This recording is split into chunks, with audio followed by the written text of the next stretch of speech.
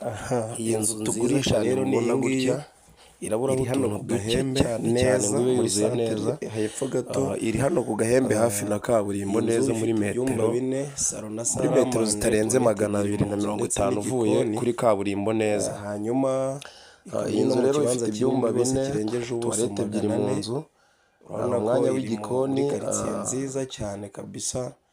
Hanyuma iyi nzu rero ikaba no hafi ya kaburimbo neza kaburimbo ni hariya imodoka ziri kunyura, ngira ngo murabona kwasiteri zizamuka. Ni muri metero zitarenze 250 kuba ugeze kuri iyi nzu. So rero iyi nzu aho igeze aha ngaha irabura utuntu duke rwose, kuyuzuza ntabwo byagora umuntu waba wayiguze. Iyi nzu rero rwose yari iri ku giciro kirekire, ariko twayikatuye kuri miliyoni 38. Iyi nzu waza ukayiyuzuriza rwose kandi ukoresheje materiyeri nkeya cyane, kuko ibyinshi byarakozwe ngira ngo murabibona. Karibu sana.